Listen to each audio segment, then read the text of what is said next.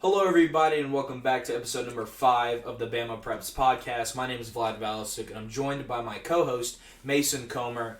And I'll tell you what, we had a great slate of high school football all around the state, and we were on location for a game this Friday. Where were we at, Mason? Well, we were in Auburn, Alabama for the biggest game of the week in high school football, almost nationwide. Central Phoenix City versus those Auburn Tigers. Yeah, this is 2 top 10 teams in the state with gobs of talent on both sides. But in the end, when it came down to it, Central was able to beat Auburn 41-20, and a big part of that was Andrew Alford to Cam Coleman. Coleman, who had an absolutely elite performance, probably the best I've seen since covering for BamaPreps. 9 receptions, 294 yards, and 4 touchdowns. Highlight play after highlight play, he blew up all over our feed, and man, what a great performance from him. What is your game recap? How did you see this game going since we were both there? Look, the score I don't think reflects how close this game was. I mean, the whole time I felt like Auburn had a shot. It was an entertaining back and forth game up until the end. I mean, but Auburn shot themselves in the foot. You're at the goal line. You have a young quarterback in there. A little mishap on the snap. Ball hits the ground, bounces up in the air. Central takes advantage of it. So there's a free 7 right there. Then we look at times, Cam Coleman just made plays. Yeah. There were times where the DBs could do nothing to stop Cam Coleman. There were only, I think, a few times where there was no one there to hit Cam Coleman as soon as he caught that ball. Yeah, no, I agree. A lot of it was contested catches. His first touchdown was just a great route. Routed up the DB, caught it for a touchdown. Second catch touchdown was that Moss in the end zone that we were able to get a great shot of. And then the other 2 catches were also contested. And there was one where he just completely burnt the DB. But you're right. This game was closer than we thought. I will say this. It was 13-0. And Central had got the opening kickoff, drove down the field, scored a touchdown, and Auburn had a turnover.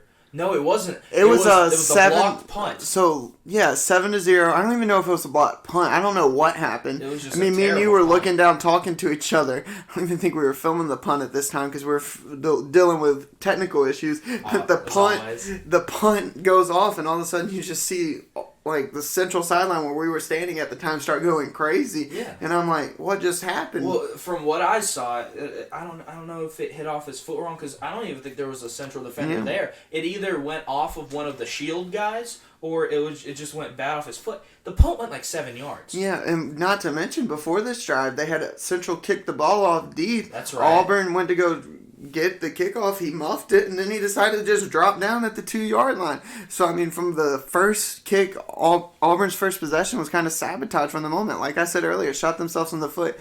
And another big, I think, coaching mistake that cost them the game. You're 4th and 2. You're at midfield. A little bit later in the game. This is third quarter. It's late third, early fourth. It's still a 2-possession game. You score a touchdown right here.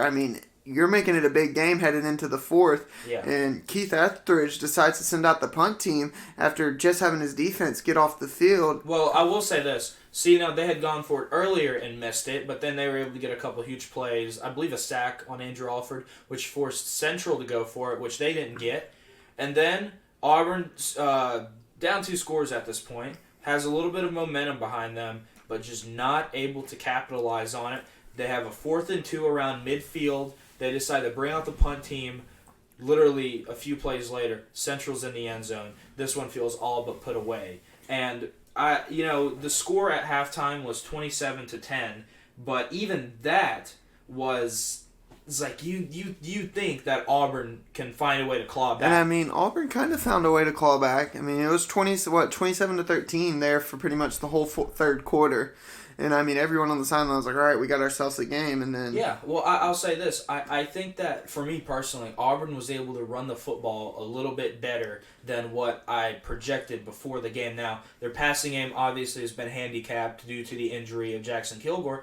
But, number one, I felt like he was able to throw the ball maybe a little better than I expected. He was able to get it to his playmaker, Ian Nation, who had a pretty good game reception-wise, but... Between the fumbles, the bobbling the kick return, between what was it? That's right. He had the 89-yard fumble return touchdown, which is points right there.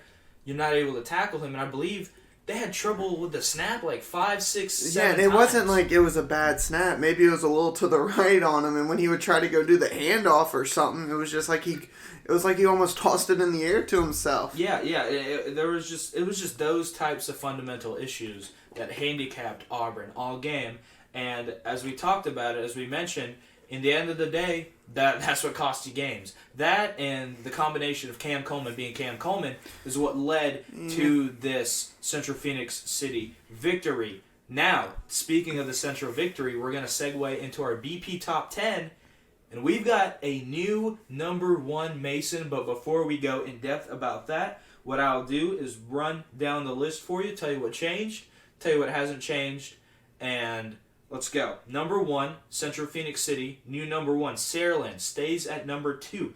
Clay Chalkville at number 3. Thompson stays 4. Hillcrest Tuscaloosa moves up to 5. Mary G. Montgomery moves all the way from 9 to 6. Hewitt Trussville, who was 5, moves down to 7. Vestavia stays right where they are. Muscle Shoals moves up 1 spot, and Auburn goes down to 10. Now, there's definitely some intrigue all across this top 10 list of who goes where, why is this team not here, why is this team here, and the first thing I want to talk about, as always, is this top 3. Now, it's still a little hard for me to put Thompson above any of these teams just because of their loss to Clay Chalkville, but Clay Chalkville's 28-14 win over Oxford is what ultimately made the difference. Now, don't get me wrong, they won the game, but we've been saying this for the last couple pods. It's the way you win the game, and the way that Clay Chalkville won the game was not dominating, at least on the score sheet, 28-14, and the way that Central Phoenix City beat another BP Top 10 team is ultimately what made the difference. What do you think? I mean, Clay Chalkville, we talked about it, I think, on the pod. We said Oxford to give them a fight. Yep. And, I mean, we talked about earlier in the year when they played Hueytown. I mean, I think we got a little taken away by Clay beating Thompson. But, I mean, that was a big game, and Clay got up. Yeah. So, we're starting to see the Clay of last year kind of reappear. And this isn't looking good heading into the playoffs, especially after they had that embarrassing first-round exit last year to Parker. And we had a chance to see we had a shot to see 2 straight years of some of the greatest high school football Alabama's ever going to see in the state championship.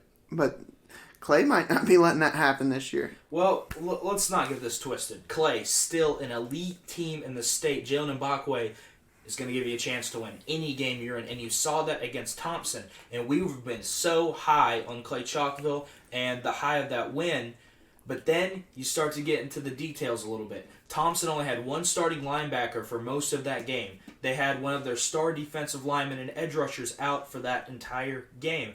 And Jalen Mbakwe had a legacy performance. I mean, just incredible. So when you start to think of things like that, you go, was it almost a perfect storm for Clay to win that Thompson game? You got to remember the way that they lost last year on the last-second interception against Thompson. And you start to put all that stuff together, and you realize that, you know, maybe this Central team is not as invincible as we thought they were. Now, that is why they moved to 3. Central has to be the number 1 team after what they did, just strength of schedule-wise, the teams that they beat, the way that they beat teams. You got to remember, they've also beat Auburn, who they just beat. They beat Dothan. They beat Enterprise. They beat Opelika. Anybody who you throw out of the middle of that region, they have handled handedly outside of Opelika, which was still a double-digit victory. And then you look at Saraland. Saraland, I believe, had a bye this week, but it feels like every game's a bye for them for the way they just do what they're supposed to do. Yeah, and that's what we go back to Clay not being able to beat teams like they should beat them. Saraland goes, and they faced a great 6A powerhouse in Spanish Fort and dominated them. Clay Chalkville should have dominated Oxford. No shame to Oxford. Oxford does not match up talent-wise with Clay Chalkville. And I think that game should have been completely different. I believe at one point it was 21-0 Clay. Yeah. And Oxford just found a way to hang around in that game. And it's just, it's a win, but it's one of those wins that just doesn't look pretty on their resume. Yeah, no, that's what for us made the difference. And don't get us wrong, Clay Chalkville is still undefeated, still one of the best teams in the state. But right now, not the best team in the state. Now, there's a win on there we didn't mention with Central, or Who? Central Phoenix City. They opened up the season at Hewitt-Trussville. That's right. Who, I mean, we want to talk about upsets. This might be one of the biggest upsets in the state all year. That's right. So Hewitt-Trussville, after their big win over Vestavia, moved up to 5 last week in our BP Top 10. But now they are back down to 7 after letting up 50 points to a young but talented Spain Park team. Now, this to me was probably the shock of the week because we had some idea that Central was going to do what they did. You know, we didn't see many upsets. We knew that the Leeds game was going to be close. We knew that this Ben Russell Briarwood game was going to be close. Games like that, we knew what was going to happen. But I don't think anybody in the state, except for those boys at Spain Park, had any idea of what was going to happen on Friday. 50-29, a double-digit, was 21-point victory. I mean, over an offense that just put up 50 on 55. A great Vestavia defense. Just so, I mean, out of nowhere. I mean, we talked about it last week on the pod. We thought Hewitt had a shot in the possible round 2 matchup against Thompson, but now Hewitt this week could go from being a BP top 10 team to not even being in the playoffs. Will that happen? Most likely not, because they're taking on. It's going to take a miracle from those Chelsea Hornets, and I think Hewitt's going to come out on firing on all cylinders, and we're going to see a Vestavia-like performance from Peyton Floyd. Well, all the Floyds. All the Floyds. So what I'm starting to gather from this Hewitt team is just, I don't know if bipolar is the right word about the way that they play, but after such an emotional victory, the way that they won, it's tough to get up for a game like this. And something with the way that Spain Park, something with what their preparation was, they obviously saw something, and they were able just to move the ball on offense. I mean, wow. This is also, for a young coach at Spain Park, this is a program-defining win. No doubt. I mean, no matter what, if they don't make the playoffs, I mean, you're riding all the momentum knowing you can compete with the best in that region. And even though we got reclassifications coming up, that region's not going to change by a lot. No. And, I mean, you can go in there next year and you can compete to be a top 2 team in that region. Same players, too. They're just like Saraland right now in terms of their youth. Starting quarterbacks is sophomore. Most of those defensive linemen and defensive players are juniors. You got one of the best edge rushers in the country. I mean, next year, the coverage in Alabama, talent-wise, is going to be insane. Oh, no doubt. All around. So, I mean, look, I'm going to say it right now. Right now, I feel that Spain Park has a chance to be the next, what Vestavia has been this year with all the hype that they garnered during the offseason. I think they have a chance to be that. And there's no doubt in my mind that Coach V can do that at Spain Park. But with that being said, I do want to mention one more thing on our BP Top 10, and that is MGM.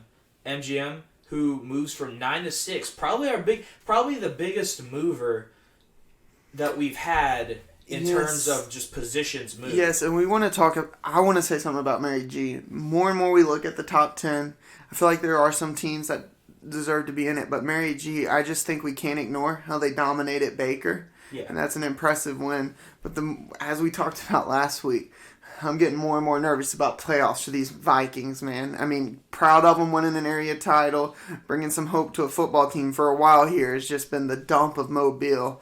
And, I mean... Their first region title since 1985. This is going to be their first undefeated season since, I believe, 65? I believe 65. Yeah, and then you're going into the first round taking on Dothan. It'll be Dothan and one of Region 2 who's tough. We saw what Dothan did to Baker, so they have a common opponent.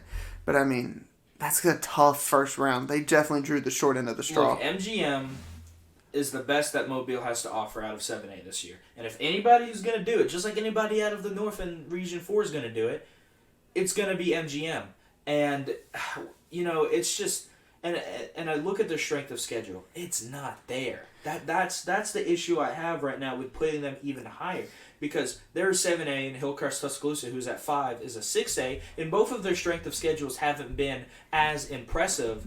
But I have a tough time putting them that high, which I did, because I do believe in MGM. But I had a tough time putting them that high just because of who they've played. MGM to me is like the Michigan of college football. Right now, yeah. They're beating teams the way they should beat them, but it's just not good teams. Saraland is beating some good football teams by a lot. So, I mean, we'll have to see. We'll see. We've got a lot to talk about in the coming weeks, but I think it's time for us to move on. That's right. And moving on to your favorite segment, Mason's Games of the Week. Mason, we've got a lot of them. It's a shame that we won't be able to hit any of them this week. Yeah. But we've got some good ones. Who you got for us, Mason? All right, we're kicking it off, talking about North Alabama. We're going to talk about 6A for a minute. We got Athens, who is coming off a very close loss against Hartselle, who we thought Hartselle was going to manhandle, and we talked about that last week. Taking on Fort Payne, a little playoff implications late in the season. I'm going to have to roll with Athens here after the way they played Hartselle last week. Yeah, I agree. I think that Athens right now is the more well-rounded team than Fort Payne. Had a brain fart right there. Yeah, than Fort Payne. And I think that they're a better team than Fort Payne. I'm going to have to go with Athens here. All right, and next week we're headed down south. We've talked about them a lot this year. We've got T.R. Miller at 6-2, taking on St. Michael's at 5-4. Don't let that record fool you with St. Michael's. They got one of the best pastors in the game, NFL legend at head coach. And I mean, T.R. Miller, this is a big game for them before they go and take on W.S. Neal in a rivalry game next week. Yeah, that's right. And it can be tough for T.R. Miller to have this game, but you're also looking ahead at next week for one of the biggest rivalries in the state. But I think that this is the type of season and the type of game that Coach Phillip Rivers has been waiting for. And this is going to be a program victory if they can get it done. That's why I'm picking St. Michael's in that potent offense. You know, I want to take St. Michael's badly, and I want to support Gunnar Rivers and Phillip Rivers and the whole Rivers family. I mean, his newborn, I heard, was starting at running back this week. All 30 of them, Mason. Yeah, all 30 of them. I mean, Deuce Vaughn and his baby probably size up pretty good with each other, yeah. Maybe. But I don't think T.R. Miller's going to overlook St. Michael's. This could be a program-defining win, but I'm not going to pick against T.R. Miller just yet. I hear you. Who else you got? All right, we've got a big one down in Mobile this week. Always we've got a big one 7-0 Thomasville versus 9-0 Mobile Christian. And I'm going to be honest, part of me wants to take the underdog. I took the underdog last week, and we saw what happened in Mars Hill Bible's game. They lost. But I can't pick against them Leopards. I got to go Mobile Christian. Me neither. Mobile Christian, even though they lost Sterling Dixon, I still think that they're a really good, well-rounded team. They always find a way to get up for these games. I think they'll have an undefeated regular season and be yet another threatening team in 3A. I got Mobile Christian. All right, and we got a team. We haven't talked about them a lot on the pod this year, and that's just because they've been dominating. But we've got 6-2 Theodore versus 8-0 Saraland. And you want to talk about a game last year. These two teams met twice. Felt like a Thompson-Hoover-esque couple games last year. But, I mean, if the trend continues, Saraland should dominate this Theodore team and win. But who knows? Yeah, I will say this. This is probably the most unsure I've been about a Saraland game in a long time. And that's not because I don't think they're going to win. It's just because this is a big rivalry down there. And last year, the only team to beat Saraland was these Theodore Bobcats. And, man, I think that the way that Theodore's been able... okay, let's say this. Early season, just a little questionable, little quarterback. I wouldn't say controversy, but trying to figure out who they got. And also first year under a new head coach. Coach Mask, that's right. Yes, sir. And I do think that Theodore can get up for this game. I think they can give them a fight early, but man, I can't. Look, Saraland is rolling right now. I don't think it's a question of if they win. It's about by how many. And if they have a Clay Chalkville-like performance, we might see another shakeup in the top 10. That's right. Yeah, but I have to go with Saraland. All right, and we've got a big one. Not as big as in the past, but we've got 7-1 Thompson versus 4-5 Hoover. Not as many playoff implications lying on this one, but you can't skip over the best rivalry in the state of Alabama. No, you really can't. And Thompson and Hoover feels like...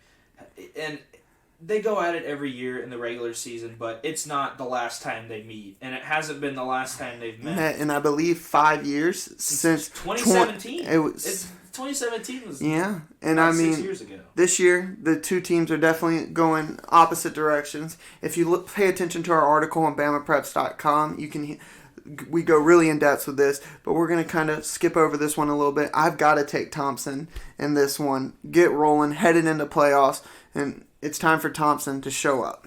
Yeah, no doubt. I think that this is kind of I think the last time we've seen Thompson dominate this game was 2020, and that was a really down year for Hoover. But Hoover's fighting for a lot more than this one. They're fighting. If they lose this game, this is going to be their first losing season since 1998, back when they were under head coach Gerald Gann, and that was the last year that Hoover was the Hoover that nobody knew. The year right after that, I believe they hired Rush Probst, and the rest was history.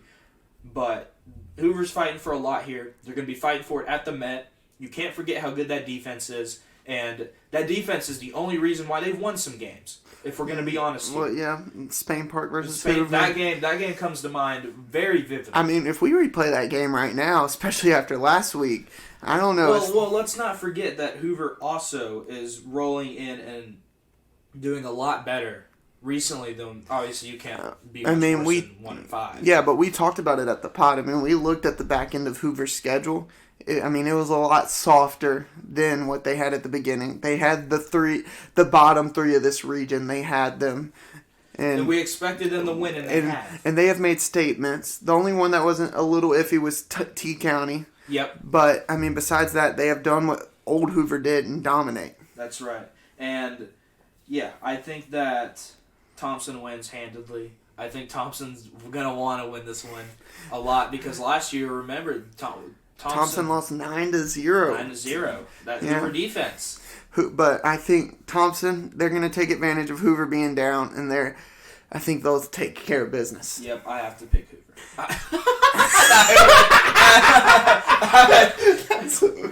I had Hoover on the mind. Sorry, I have to pick Thompson. Don't clip that. All right, Mason.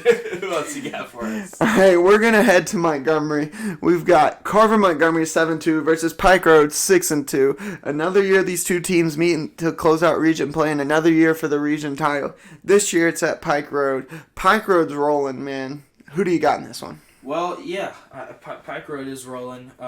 They lost their five-star running back earlier this season, but it seems to not have affected them as much as you think. And yeah, Pike Road is rolling, but last year, you got to remember, I believe this was a Carver-Montgomery victory. Yeah, it was a close one, but also when you have 2 5-stars on that defense, it's a little harder to get those points against them. Yeah, well, I do agree. I don't think that they've dropped off as much, and I think that we've seen that this season. And for me, this was a close win last year. Carver was able to edge out Pike Road 22-19. I'm going to have to pick the Wolverines once again. I'm going to go Carver Montgomery in this one. And you know what? Just play a little devil's advocate so we can go 50-50 here. I'm going to take Pike Road to pull this one off and get their first region title as a member of 6A. Let's do it. Who else you got? All right, we've got a big one. Not as big thanks to the Leeds Green Wave. But we've got Southside Gaston at 7-1 versus Moody 7-2. Big game.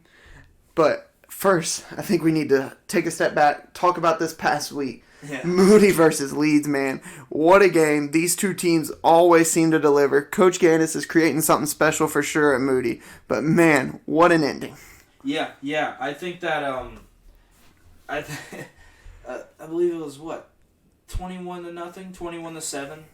Moody comes storming all the way back. Leeds kicks a field goal late game. Moody gets down for an attempt to tie it, to take it to OT pretty much.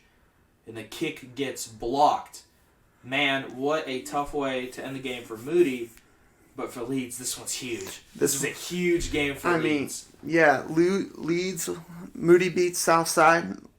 I don't know what happened. I don't know how this... I don't know. Playoff scenarios are so different because I feel like Coosa Christian's coach. I don't know how tiebreakers work. So you put up 94 and no match. Yeah. Hey, I'm in this one. I'm gonna have to go with Moody. I think Southside Gadsden's a good team. I think they proved they beat Leeds. They beat Leeds, who I don't think any of us picked Southside to beat them. No, they've had quite the year. But they're coming to Moody, so that's a little different. And Moody versus Gadsden, that's a bit of a road trip for Gadsden. I'm gonna have to pick. I'm gonna go with Moody this week, but we'll see what happens. All right. And we're going to head down. We're headed to the beach. A little beach trip, late season beach trip for Viger. Late season beach trip. I'd like a late season beach trip. Late season beach trip. 6-2 Viger taking on 8-0 Gulf Shores. Big game in 5A. Viger, they looked like a team that could take down Gulf Shores, but after that Faith Academy loss, Viger's looking not too good. But this is a big game to show us kind of a preview of what 5A is going to look like down there in the playoffs. Yeah, I agree. And Viger had some trouble. I believe they had some eligibility trouble with the AHSA. And didn't they have a win taken away? They might have gotten it back. But yeah, currently sitting at 6-2. Yeah, they counted their 31-9 win against UMS Wright a loss, and so they should really be 7-1. And yeah, the Faith Academy loss was a tough deal, but with the way that they've been able to beat other teams like BC Rain, they beat UMS Wright. So that UMS Wright win over Williamson, win over Citronelle, and then yes, Gulf Shores, a very good team right now, but you can't count out what Viger has done and what they continue to do. And yes, they have that loss against Faith, which doesn't look the best, just because Faith has struggled a little bit this year at 5-3. But Viger and Coach Marcus Cook are still a very formidable opponent. Yes, in this game, I want Gulf Shores to win badly, but Viger's been a powerhouse down there for a while in Mobile in the 5A, 4A region area. So I think I'm going to take Viger in this one to pull off the upset and hand Gulf Shores their first loss of the season. Yeah, I think that there's definitely a case to be made there. But, with just the year that Gulf Shores has been having, the way they've been able to beat those same teams even more handily than what Viger has, and with Ronnie Royal back there, I'm going to pick Gulf Shores. All right, and then we've got another big game in 6A this week. We've got Helena 8-0 headed to Alex City to take on Benjamin Russell 6-2, and what a turnaround for this Ben Russell football team. I mean, after a terrible loss to Homewood earlier in the year in region play, I thought Ben Russell was done for, maybe a 4 seed in the playoffs because of how that region panned out. But here we go. They're playing for a region championship this week in a home playoff game at home against 8-0 Helena, led by Jordan Washington. And we've talked about it all year. Helena has a problem. They play down to their competition. We saw it with Briarwood. We've seen it all throughout the year. And I don't know. This game to me, it's like a coin, flip it in the air, and whoever it lands on, I'm picking to win. Look, they're getting hot at the right time. Close win over Briarwood. You could argue that one went either way for Benjamin Russell. I believe a late turnover by Briarwood kind of sealed the game away, but also Briarwood was up and Ben Russell stormed back. So we know Ben Russell can face a little adversity to take a win. Yeah, and they had a really big win over Pelham, 41-14 the week before that. But Helena, they play down to the competition, but they also play up. And you got to think that they're going to be up for this big game against. And last year, Ben Russell kicked Helena out of the playoffs. Helena was a 2 seed going into this game. Lost and just went out of the playoffs. Was dominated, embarrassed at home by Ben Russell. If that's probably in the back of their minds. We saw how they responded last week against a Calera team that beat them in 4 overtimes last year. Complete domination of them. So, this week, as much as it hurts me, I think I'm going to stick with the Huskies to pull off the big win over Ben Russell and lock up that area. You're a Calera graduate, yeah, it hurts me. I hear you, man. Look, Ben Russell is a good team, and they've got a heck of a lot of talent. But I think if there's anybody who can stop that in region, I think it's going to be Helena. I'm going to go with the Huskies. All right. This week, since we can't go on location, sorry to all our fans, but we're going to do... My bad, guys. We're going to do a BP Game of the Week. Andalusia 9-0 versus Montgomery Catholic 9-0. Last year in the regular season, Montgomery Catholic picked up a win to win the area, but when they met in the playoffs, Andalusia took the win and went on to win a state championship. Vlad, who you got in this one? And yeah, this is probably the toughest game I've had to pick because both teams are 9-0. Both teams have been dominant, but you got to look at the way that Catholic Montgomery has played on defense. They've only allowed 18 points all season, plus they have one of the highest scoring offenses all season, led by starting quarterback Caleb McCreary. They have not lost a step ever since losing Jeremiah Cobb, who now plays at Auburn. And I got to go Catholic Montgomery in this one. They were able to win the regular season contest last season, and with the way their defense plays, with the way that their offense has been playing, and it's a home game for them. I see no reason why Catholic can't win this game. Yeah, I'm going to have to agree with you. I'm going to take Montgomery Catholic in this one. And there's no doubt in my mind we're going to see these two teams meet again later in the season. Yeah, and they should, without a doubt, probably should be right before the state championship. They should face off again. And now we've got the true BamaPreps game of the week. We've got 0-8 Calera taking on Gadsden City. A big game for the Eagles, Vlad. You think so? Yeah, I mean, it's a chance, No. I'm lying, guys. No. Nothing's happening. Nothing good. That's the Calera Eagle and Mason coming out. Yeah. I mean, after last week, we're gonna cut this part from the pod. We're gonna. I might leave it in. You might leave it in. You might leave it in. Man, you're Calera Eagles, man. Gotta love them. And next up on the pod, last episode we did 7A and 6A bracketology. For this episode, we're gonna hit 5A, and there is a ton of games on the slate here. If these happen, of course. Big shout out to BamaPreps. They do a great job with bracketology. They do a great job with all the tiebreakers and stuff. And they give us a chance to get some content out for you guys and predict some of these games. Now, we are going to skim through kind of like what we did with 6A. There's a lot of teams here. And let's start with the overall 1 seed right now. Gulf Shores, who's the Region 1 seed, going up against a Region 4 seed, Beauregard. Now, let me say this before you say anything. This is going to be a tough game for Gulf Shores. Beauregard plays teams close, and I don't think that's going to be enough, though. Yeah, I definitely think this isn't a Beauregard team of past. I definitely see Gulf Shores picking up a win in this one. Now we move on to Region 2, Team 2 versus Region Team. Seed number 3, Charles Henderson versus Shelby County High School. Good year for Shelby County this year, becoming the 3 seed. But right now, Charles Henderson is just rolling. They've got great talent all across the board. I'm picking the Trojans. Yeah, Charles Henderson looking to get back to that state championship game. What a round 2 game we'll have with Gulf Shores and Charles Henderson. Moving on to Region 4, seed number 1, Central Clay County playing Region 1, seed number 4, BC Rain. Yet another just really good matchup. BC Rain, I feel, has been underrated all season.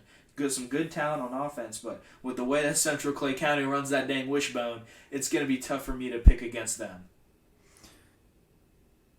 Yeah, definitely. We've talked about it a lot. I mean, Central Clay County is one of the best teams in 5A. But man, oh man, they've got a tough matchup in terms of regions this year, to where they've got a tough road just to get to that semifinal game. That's with right. Gulf Shores and Charles Henderson both sitting there. That's right. And then we move on to Region 3, seed number 2 versus Region 2, seed number 3. Now, I will be the first to admit I don't know the most about Holtville versus Headland. But Holtville just got dominated by Demopolis. I think Holtville's one of those teams where it's just a weak region outside of the top team in Demopolis. So I definitely could see possibly a 3-2 upset. But since I don't know much about both of these teams, I'm just going to take right now, I'm going to say 50-50, but I'll just take the higher seed. I'll take Headland then. Why not? And we'll go a little more in depth next week when everything's pretty much wrapped up and official. Pretty much. We have Region 4, seed number 2, Valley, taking on Region 1, seed number 3, Faith Academy. Valley has had a good year this year, but with the way that Faith has played in previous seasons and with just how tough that their region has been down there in Region 1, with teams like Gulf Shore, with a team like BC Rain, it's going to be tough for me to pick against Faith Academy here. God, man. Faith Academy is who I got. Who do you got? Yeah, I'm going to go with Faith Academy. Valley had a good test earlier in the season against Central Clay County. They didn't show up at all for that game. So I've got to take Faith Academy here. Moving on, we have Region 2, seed number 1, Eufaula, versus Region 3, seed number 4, Selma. Eufaula has been doing what they had to do so far this season. I'm going to pick them. Yeah, Selma's not having a great year. They're just in a weak region like I'd mentioned earlier. I'm going to take Eufaula in this one. Now moving on to the end, the last game of the left side of our bracket. We have Region 1, seed number 2, Vigors, taking on Region 4, seed number 3, Elmore County. I'm picking the Wolves here. Vigor looks good. We talked about how they could possibly upseed the number 1 overall seed in 5A. And Gulf Shores, there should be no reason why they can't get past Elmore County. Yeah, I got to take Vigor in this one. And man, Region 1 has a chance to kind of take the clean sweep in round 1, don't they? Yeah. The only game that's really in question for me is Central Clay County versus BC Rain. So And now we move to the fun side of the bracket. Oh, what a fun side. I mean, just looking at it. And the thing is, like, there's not even that many clinched teams right now. Pleasant Grove, Lawrence County, and Ramsey are the only teams in red, which means they have clinched. Speaking of Ramsey, Region 5, seed number 1 is going to be taking on Region 8, seed number 4, Brewer. This is another case of the North just not being that good and Ramsey being that good. I got to go with the Rams. Yeah, and I mean, can't pick against the defending 5A state That's champs until they lose. I can't pick against them. And that's going to set up a big matchup with... Well, maybe a big matchup. That's a big if we look at this week. I mean, Leeds beats Southside. I mean, Moody loses to Southside Gadsden. I'll put Leeds right there. Let's set this up. So right now, Moody is considered the 2 seed in Region 6, with Southside Gadsden being the 1 seed. Big shakeup because they will have to play Scottsboro, who's your Region 7, seed number 3. Scottsboro is a good football team. They're out of that same region where Arab is, and Arab was able to beat Moody in the second round of the playoffs last season. Moody, Scottsboro this year, though, I think Moody's got enough firepower. I really like Scottsboro, and it's hard for me to pick against them, but I have Moody in this one. Yeah, I'm going to stick with Moody right now. But, hey, next week we could be talking about Leeds in this situation. Could be a completely different game. Moving down the list, we've got a low-key good matchup between Region 7 C2 Gunnersville and Region 6 C3 Leeds. Man, that obviously could flip, but right now this is probably the toughest one to pick. And with Leeds' big win, I think that their losses are a little... I don't know. They lost early season to Mortimer Jordan, who's a really good 6A team, and then they lost to Southside Gadsden. Gadsden right now, the best team in the region, record-wise and region-wise. I got to go with Leeds here. I think that Gunnersville's a good team, but I don't think they're on tier.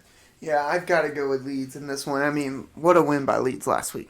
Yep, I agree. Moving on, we have Region 8, seed number 2, Fairview, versus Region 5, seed number 3, John Carroll. And Fairview, in a part of the state that doesn't get talked about a lot, but, man, they got a really good offense down there, but you got to remember, John Carroll started good early year in that same region as Ramsey. I feel like they fell back just a little bit. I'm going to go with Fairview. Yeah, great year for John Carroll. Really big. Opened up the season with a great win over Homewood, but I've got to take Fairview in this one. Moving down, we have finally our Region 6 seed number 1, Southside Gadsden, as they're going to be taking on Region 7 seed number 4, Boaz. I think this is probably the easiest one to pick. I'm going Southside Gadsden. Yeah, Southside Gadsden. What a year for Region 6. Man, yeah, I'll tell you what. And we will move down to our final team of our 5A bracketology. Region 5, seed number 2, Pleasant Grove, against Region 8, seed number 3, Lawrence County. And for me, PG, with the way they played this year, their only loss is to Ramsey. They were able to beat 6A Parker, which was a really big deal. We covered that game. And I got to go with Pleasant Grove here. I mean, yeah, what a year for Region 5 and 2 to match up in that second round. There's going to be some big round 2 games. I mean, gosh, each week, I mean, I'm ready for the playoffs, man. I'm getting excited. The more you look at 5A, the more you look at these games and just how fun they are. Yeah, I mean, round 1, you have your typical, like, no-name, or not as big-name schools versus the big schools in 5A. But, I mean, round 2, we're going to have some great games. I agree. And now moving on, we will jump back a little bit to 7A. And Mason, you said that you wanted to talk about some playoff simulations and you want situations. Yeah, I mean, we covered it a little earlier talking about Hewitt Trustful. I mean, Hoover's locked in at the 4 seed. Thompson's locked in at the 1 seed. The only question right now is the 2 and 3 seed in 7A Region 3. And this week, Hewitt Trustful's taking on the Chelsea Hornets. Chelsea not having the best year, still struggling to adjust to this 7A schedule. But I think, and if Hewitt does find a way to lose against Chelsea, which is highly unlikely, Spain Park at the 3 seed, and Hewitt will go from being a 2 seed with a home playoff game to out of the playoffs. So, I mean, there's a lot of implications riding there. Yeah, I think Hewitt will probably take care of business. I think we are putting worth into this game just because of what could happen. Yeah, I mean, any given Friday, I mean, shoot. I mean, Spain Park, it's a great team. They could have put up a fight against Hewitt, but we didn't expect them to blow them out. And then for our final situation, Mary G right now is scheduled against Enterprise, who is going to be the 4 seed. The way it seems that everything in that region has been tied up in a nice. I think we know who the top 4 teams are in that region. It's just a matter of where the 3 will fall. I believe Auburn's the 3 seed right now. No, Auburn loses, and they're still the 2 seed. See, all the Auburn people were telling me they were going to be the 3 seed. I don't know because Enterprise. I guess Enterprise's loss to Dothan would make sense. Gosh, this is such. Yes, because Auburn beat Dothan, therefore they stay the 2 seed. Oh, okay. Region 2's been a mess this year. Region 2 has been cannibalism. I mean, Opelika's having a great year, and yet they're probably not going to make the playoffs. They're not. No, they're not. They're out. Yeah, I mean, a tough loss to Dothan or Enterprise last Thursday. Sorry, we didn't have coverage. I thought the game was happening on Friday. Had no idea it was happening Thursday night. Game of the week guy doesn't even know when the games are. Hey, look, BamaPreps might have lied to me, you know? BamaPreps always lies.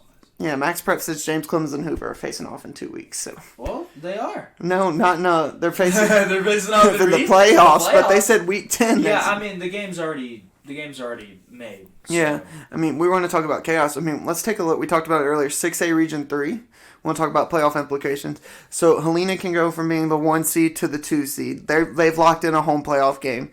But if Ben Russell does lose, it creates chaos from 2, 3 to 4. Because if Briarwood beats Homewood, there's a 3-way tie for the 2 seed. And we'll let the HSA figure it out. I'm not going to sit here and try to explain it to you. But if Homewood beats Briarwood and then Ben Russell loses to Helena, Homewood will lock up the 2 seed. Ben Russell will fall at 3 and Briarwood will fall at 4. What a turnaround for Briarwood after a disappointing year last year.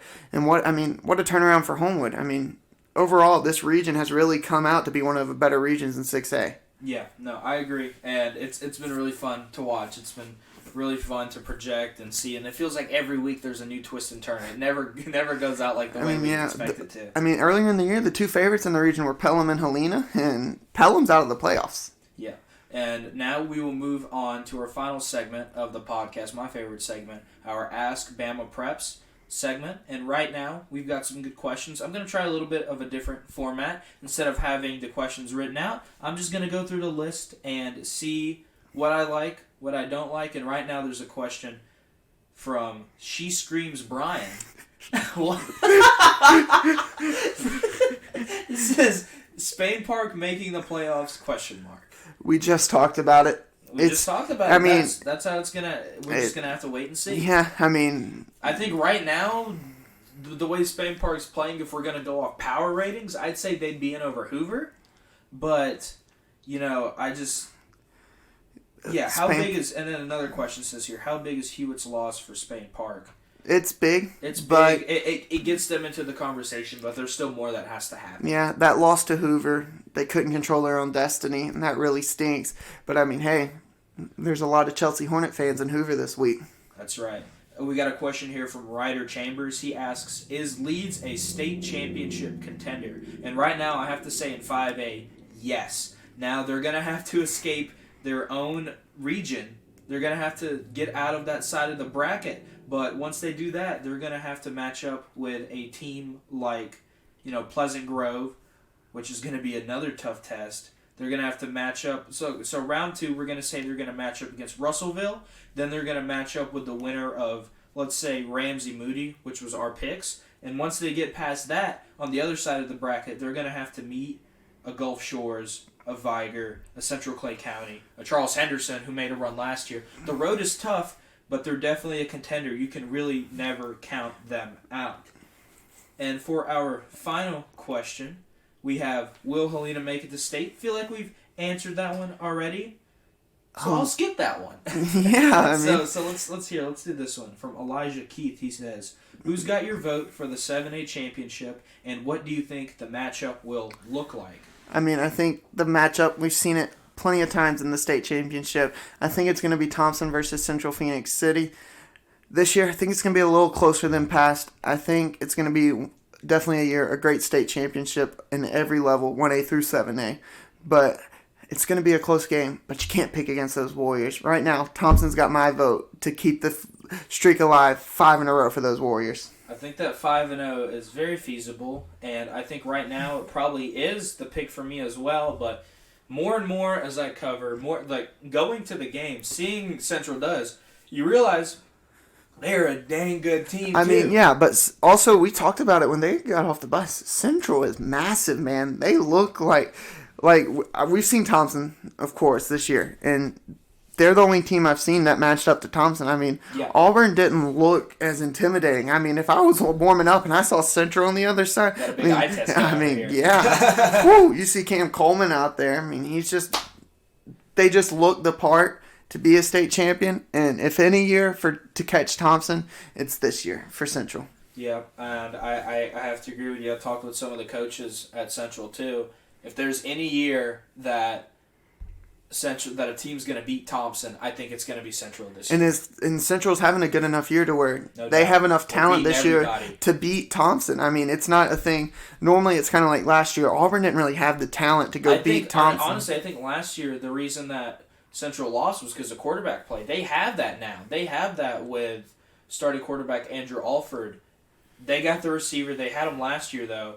And I think this year they can put it together. Because another thing, I think a very underrated part of what Central does is that defense. That defense, man. They look They good. create turnovers. They wreak havoc. Auburn could run the ball on them. But when Central forced those long third and downs, I mean, those DBs shut down the pass game for Auburn and basically made them one-dimensional and allowed their D linemen to wreak havoc. I agree. And that's going to do it for the podcast today. Thank you so much for listening. I have a lot to edit and I have a lot to clip because Mason here decides to laugh at everything. But anyways, thank you guys so much for watching. Make sure to follow the Instagram. Make sure to listen to us on Spotify and YouTube. Probably should have said this before we started the podcast. But anyways, thank you guys so much for listening, and we will see you guys in the next one.